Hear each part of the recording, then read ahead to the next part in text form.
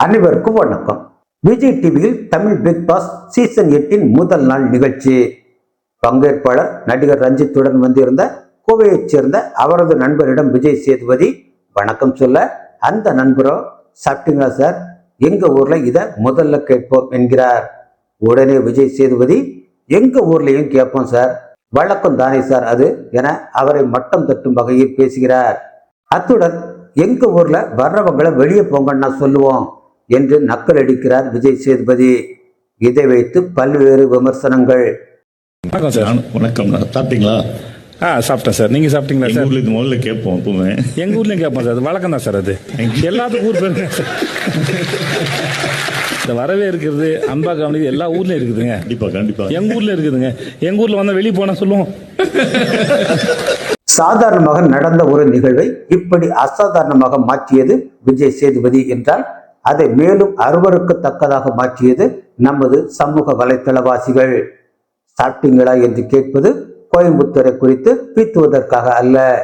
வீட்டுக்கு யார் வந்தாலும் அவர்களுடனான உரையாடல் ஆரம்பித்தாலே நல்லா இருக்கீங்களா, சாப்பிட்டீங்களா என்றுதான் கேட்டு ஆரம்பிக்க வேண்டும் என்பதுதான் ஒவ்வொரு பெற்றோரும் தங்கள் பிள்ளைகளுக்கு கற்றுக் கொடுத்திருப்பது.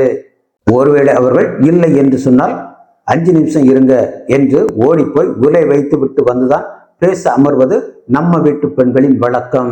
பேசி முடிப்பதற்குள் சாப்பாடு தயாராக எவ்வளவு வேகமாக முடியுமோ அவ்வளவு வேகமாக நம் வீட்டு பெண்கள் இயங்குவார்கள். கொஞ்சம் யோசித்து பாருங்கள். எத்தனை முறை நீங்கள் பல உறவினர்களின் வீட்டுக்கோ நண்பர்களின் வீட்டுக்கோ சென்றுவிட்டு ஒரு காஃபி கூட கிடைக்காமல் வெளியே வந்திருப்பீர்கள். எவ்வளவோ முறை பெரிய மனிதருக்காக 1 மணி நேரம் காத்திருந்து விட்டு பசியோடு கிளம்பி இருப்பீர்கள்.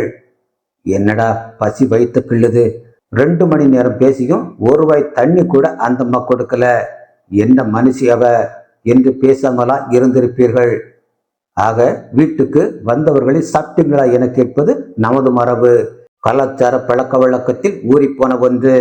இன்று இந்த சாப்பிட்டீங்களா என்ற சொல் பரிகசிக்கப்பட்டால், கேலி செய்யப்பட்டால், நாளைய தலைமுறை இதை பேசுவதையே, இப்படி விசாரிப்பதையே தவறாக நினைக்க மாட்டார்களா? காலம் காலமாக பழக்கி வந்த எப்பேற்பட்ட நற்பண்பு இந்த ஒரு பரிகசித்தலில் கேலி பொருள் ஆகிவிடாதா? இனிமேல் குழந்தைகள் இதை பேச தயங்க மாட்டார்களா?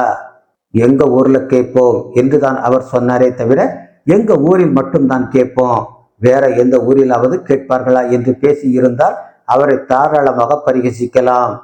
சாப்பிட்டீங்களா என்று ஒரு பெரிய நடிகனை பார்த்து சாதாரணர் கேட்டதை விஜய் சேதுபதி எதுவும் தப்பாக நினைத்து விடக் கூடாது என்பதற்காக அதற்கு விளக்கம் கூறிய மனிதர் கூனி குறுகும் அளவுக்கு சமூக ஊடகம் எங்கும் பரிகாசம் தெளிக்கப்பட்டிருக்கிறது. இதுவே இல்லை சார், நடிக்கிறத விட்டுட்டு பிக் பாஸுக்கு வந்துட்டீங்களே, சான்ஸ் இல்லாம சாப்பிடக்கூட வழி இல்லாம வந்துட்டீங்களோ என்னவோ, அதான் சாப்பிட்டீங்களான்னு கேட்டேன் என்று திருப்பி அந்த நபர் கேள்வி எழுப்பி இருந்தால் என்னவாகி இருக்கும்? விஜய் சேதுபதி தனது முகத்தை எங்கே கொண்டு போய் வைத்திருப்பார்? யாருடைய ஊரையும் பரிகசிக்கவோ கேலி பேசவோ யாருக்கும் உரிமை இல்லை எனில், தனிப்பட்ட ஒரு நபரை பேசுவதே தவறெனில், ஒரு ஊரையும் அந்த ஊருக்குள்ளே இருக்கும் மரியாதையும் விருந்தோம்பல் மாண்பு எனும் பெரிய நாகரிகத்தின் மேல் இவர்களுக்கெல்லாம் ஏன் இந்த காழ்ப்புணர்ச்சி?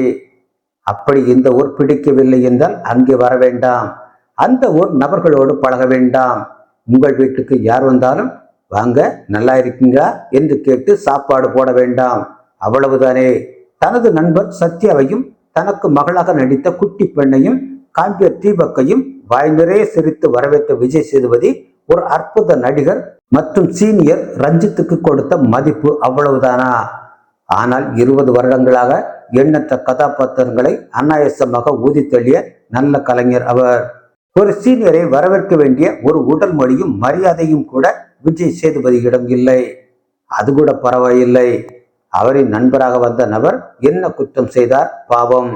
உங்கள் நிகழ்ச்சியில் பங்கேற்க வந்த பங்கேற்பாளரை அசட்டை செய்ததும் இல்லாமல், உங்களது நிகழ்ச்சியை காண வந்திருந்த விருந்தினரை கூட மரியாதையாக நடத்த தெரியாத உங்களை போய் அவர் சாப்பிட்டீங்களா என்று மரியாதை செய்து கேட்டாரே பாவம்.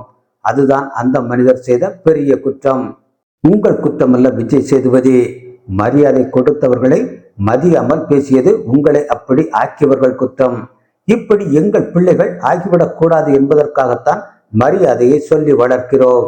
சமீபத்தில் நீயா நானாவில் ஒரு 60 வயது பெரியவர் நான் தழுக்க சொன்னது, இதுவரை என்ன சாப்பிட்டியான்னு யாரும் கேட்டதில்லை சார், என் மருமகளை தவிர என்று. அந்த வரி அளப்பரியது என உங்களுக்கு புரியுமா? பசியில் உயிர் போகும் நேரம் யாராவது சாப்பிட்டீங்களா என ஒரு வார்த்தை கேட்க மாட்டாங்களா என்று தவிப்பவர்களுக்கு மட்டும்தான் அந்த வார்த்தையின் பலமும் ஏக்கமும் புரியும். நன்றி.